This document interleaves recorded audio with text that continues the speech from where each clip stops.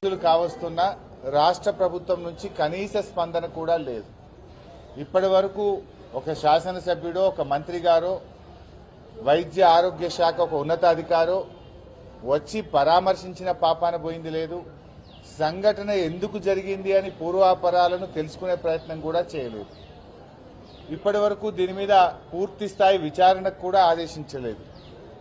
ఇవాళ ఆ తల్లుల పరిస్థితి ఏంది? చిన్న పిల్లలు, వాళ్ళు పూర్తిగా కోలుకొనకపోతే రేపు ఆ పిల్లల్ని ఎలా చూసుకోవాలి, ఆ సంసారాన్ని ఎలా వెళ్లదీయాలి, ఆ కుటుంబ పరిస్థితులు ఎంత దారుణంగా దెబ్బతింటాయో ఒక్కసారి ఆలోచించాల్సిన అవసరం ఉంది. 10వ తేదీ 6గురికి మీరు సిజరింగ్ చేశారు. ఎప్పుడైతే వాళ్ళకి ఇన్ఫెక్షన్ వచ్చిందో మరి మళ్ళీ 11వ తేదీ ఎందుకు చేశారు? ఒకవేళ 10వ తేదీ సిజరింగ్ చేసిన వాళ్ళు రాత్రి నుంచే మోషన్స్, వామిటింగ్స్, చలి జ్వరంతో బాధపడుతున్నప్పుడు అదే థియేటర్లో మళ్ళీ 11వ తేదీ మరో 4గురికి కూడా సిజరింగ్ చేయడం వల్ల ఆ 4గురు కూడా ఎఫెక్ట్ అయినారు. అంటే ఇక్కడ వాళ్ళని మేము మాట్లాడినప్పుడు 2 విషయాలు చెప్తా ఉన్నారు. పేషెంట్స్ యొక్క అటెండెంట్స్ కానీ పేషెంట్స్ కానీ థియేటర్లో ఉన్నటువంటి ఇన్ఫెక్షన్ మాకు సోకింది, థియేటర్ మెయింటెనెన్స్ సరిగా లేకపోవడం వల్ల మేము 10 మందిని డాక్టర్ల నిర్లక్ష్యానికి బలయ్యాము అని చెప్పి చెప్తా ఉన్నారు.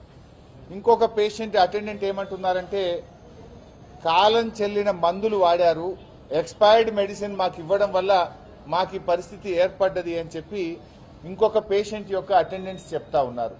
మరి ఇంత తీవ్రమైనటువంటి ఘటన విషయంలో ప్రభుత్వం ఎందుకు గోప్యంగా ఉంచే ప్రయత్నం చేస్తుంది? ప్రభుత్వం దీని మీద ఎందుకు విచారణకు ఆదేశించలేదు?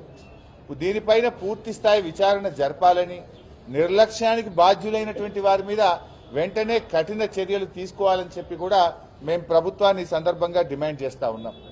ఇవాళ ఒక పేషెంట్ అయితే ప్రైవేట్ ఆసుపత్రికి వెళ్తే నిజామాబాద్లో 2 రోజుల్లో 3 లక్షల రూపాయలు ఖర్చయినాయి. పేయి మీద ఉన్న బంగారం అమ్ముకొని 3 రూపాయల మిత్తికి తెచ్చి ప్రైవేట్ ఆసుపత్రుల్లో 3 లక్షలు ఖర్చు పెట్టుకున్నాము, అయినా నా బిడ్డ ఆరోగ్యం ఇంకా బాగా కాలేదు అని ఆ తల్లి వాళ్ళ ఏడుస్తా ఉంది ఈరోజు. అంటే ఇది ప్రభుత్వ నిర్లక్ష్యం, నేరపూరితమైన నిర్లక్ష్యం. వైద్య ఆరోగ్య శాఖ పూర్తిగా పడికేసిన పరిస్థితి ఏర్పడ్డది.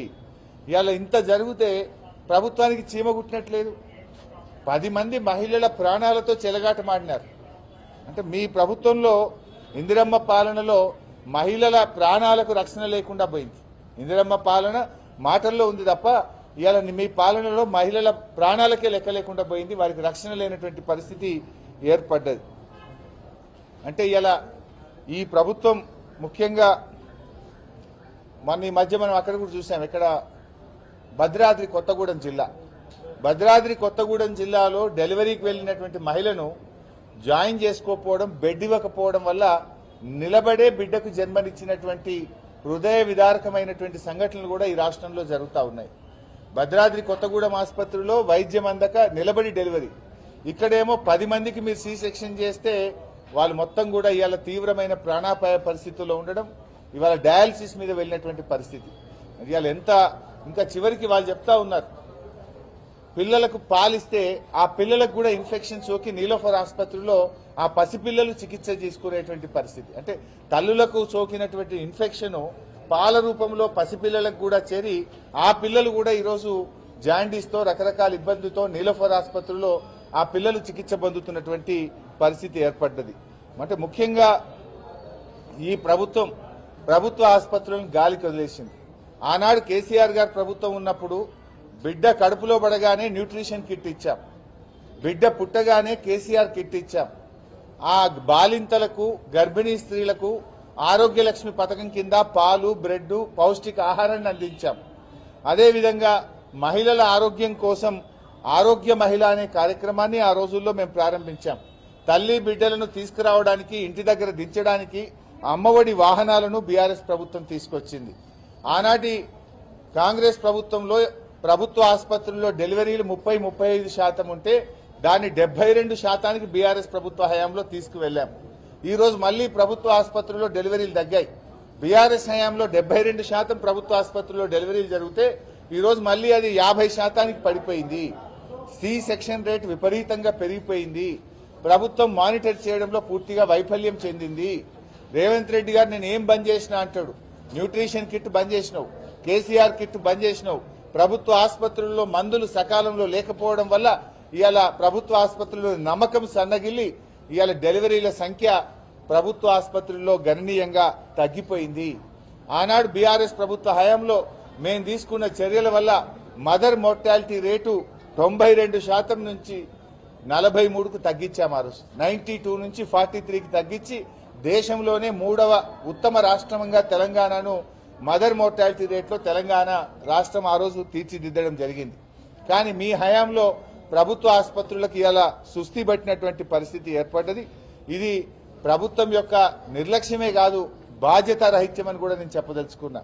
ఇవాళ ఎందుకు బాధ్యత రహిత్యం అంటున్నా అంటే ఈ సంఘటన జరిగి 10 రోజులైనా వైద్య ఆరోగ్య శాఖ మంత్రి గారు రాలేదు, జిల్లా మంత్రులు రారు, శాసనసభ్యులు రారు, వైద్య ఆరోగ్య శాఖ ఉన్నతాధికారులు రారు, ఎవరు కూడా పట్టించుకోరు. ఎందుకు ఇంత గోప్యంగా ఉంచే ప్రయత్నం చేస్తున్నారు? ఈ సంఘటన మీద మీరు ఏమైనా ఎంక్వైరీకి ఆర్డర్ చేసినరా? చేస్తే ఎంక్వైరీ రిపోర్ట్ బయట పెట్టండి. ఇలా 10 మంది ప్రాణాలతో చెలగాటమాడినటువంటి ఆ సిబ్బంది ఎవరు, అక్కడ సూపరింటెండెంట్ ఎవరు, డాక్టర్స్ ఎవరు, ఆ తప్పు చేసిన వాళ్ళ మీద ఏమైనా యాక్షన్ తీసుకున్నారా? తీసుకోకపోతే ఎందుకు తీసుకోలేదు? మీరేమన్నా పూర్తి స్థాయి విచారణ జరిపారా? జరపకపోతే ఎందుకు జరపలేదో ఇవాళ ప్రజలకు సమాధానం చెప్పాలని చెప్పి మేము డిమాండ్ చేస్తా ఉన్నాం. ఇప్పటికైనా మేము కోరేది ఒక్కటే, దయచేసి వాళ్ళ తల్లులకు పూర్తి స్థాయి వైద్యాన్ని అందించండి. భవిష్యత్తులో కూడా ఇప్పటికి కూడా ఏం చెప్తున్నారు, ఇంకా కాళ్ళు వాపులు వస్తూ ఉన్నాయి, డయాలసిస్ జరుగుతూ ఉంది. మరి లైఫ్ లాంగ్ డయాలసిస్ తీసుకోవాల్సి వస్తుందా? లైఫ్ లాంగ్ డయాలసిస్ తీసుకోవాల్సి వస్తే మా పుట్టిన పిల్లలు ఏంది, మా సంసారం ఏంది అని ఆ తల్లులు బాధపడుతున్నటువంటి పరిస్థితి ఉన్నది.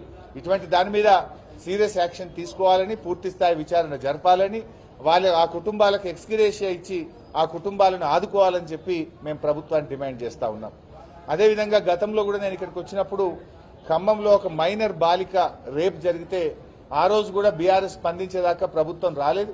మేము రాగానే హడావిడిగా సీతక్కలు, తుమ్మల గారు, ఇంకోరు మా వెంటనే వాళ్ళు వచ్చింది తప్ప అప్పటిదాకా ఎవరు రాలే. ఆ అమ్మాయి కూడా ఇంకా కూడా ఆసుపత్రిలోనే ఉంది. ఆ అమ్మాయిని కూడా పరామర్శించాం, ఆ పసిపాపను కూడా మాట్లాడినాం. ఆ అమ్మాయి పాపం కాళ్ళు నిలబడే పరిస్థితి లేదు. ఆ అమ్మాయి తన కాళ్ళ మీద తాను నిలబడడం ఇంకా కష్టమే అని చెప్పి డాక్టర్లు చెప్తా ఉన్నారు. ఆ అమ్మాయి నడుము నుంచి కింది భాగం ఏది కూడా పనిచేయడం లేదు. యూరిన్ కానీ, మోషన్స్ కానీ, కాళ్ళు నడవడం కానీ ఇవన్నీ చాలా కష్టం అని చెప్పి పాపం డాక్టర్లు చెప్తా ఉన్నారు. నేను అందుకే ప్రభుత్వాన్ని కూడా కోరుతున్నాం, ఆ అమ్మాయికి కనీసం ఒక 20-25 లక్షలు, ఎందుకంటే లైఫ్ లాంగ్ ఆ అమ్మాయి చిన్న 8వ తరగతి చదువుతున్న అమ్మాయి, లైఫ్ లాంగ్ మైనర్ బాలిక. ఆ అమ్మాయి ఎలా బతకాలి? లైఫ్ లాంగ్ ఆ అమ్మాయి మరి వీల్ చైర్ మీదనే జీవితాన్ని నడపాల్సినటువంటి పరిస్థితి ఏర్పడుతుంది. అందువల్ల కనీసం ఒక 25 లక్షల రూపాయలు ఆ అమ్మాయికి ఎక్స్గ్రేషియా ఇచ్చి ఆ అమ్మాయి తన జీవితంలో నిలబడే విధంగా ఆ అమ్మాయిని, ఆ కుటుంబాన్ని ఆదుకోవాలని చెప్పి కూడా ప్రభుత్వాన్ని డిమాండ్ చేస్తున్నాం.